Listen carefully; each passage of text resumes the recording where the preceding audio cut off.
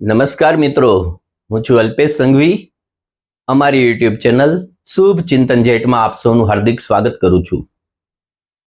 જીવનની આ ઘટમાળમાં માણસ ધારે છે કંઈ અને થતું હોય છે કાંઈ.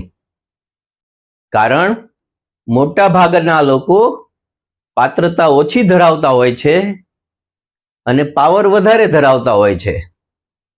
અને વાસ્તવિકતા તો એ હોય છે કે ઘણા બધા લોકો વેફરના પેકેટ જેવા હોય છે. માલ ઓછો અને હવા વધારે. માટે જ સર્વોચ્ચ શક્તિ એવા ઈશ્વર, એવા પરમેશ્વર માનવીને સતત સંકેત આપે છે કે તું वो करता है जो तू चाहता है, तू वो करता है जो तू चाहता है, पर वो होता है जो मैं चाहता हूं. मगर तू वो कर जो मैं चाहता हूं, फिर वो होगा जो तू चाहता है, फिर वो होगा जो तू चाहता है.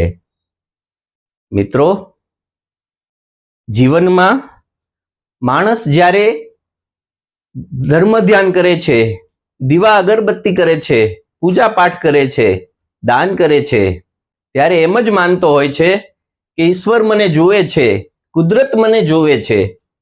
પણ તે જ માણસ, તે જ માનવી જ્યારે અન્યાય કરતો હોય, જ્યારે અનીતિ કરતો હોય, જ્યારે અધર્મનું આચરણ કરતો હોય, ત્યારે એ સતત ભૂલી જાય છે કે એ જ સર્વોચ્ચ શક્તિ મને પણ જોવે છે, અત્યારે પણ જોવે છે.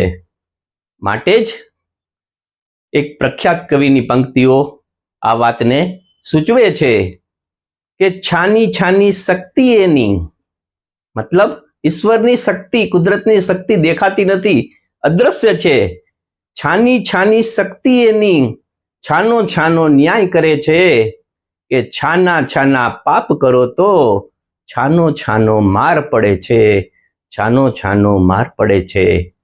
માટે મિત્રો, આપણે સૌ ન્યાય, નીતિ અને પ્રમાણિકતાના જીવનના માર્ગ ઉપર ચાલવા પ્રયત્નશીલ બનીશું તો આપણું જીવન પણ સુખમય અને મંગલમય બની જશે. ધન્યવાદ, આભાર.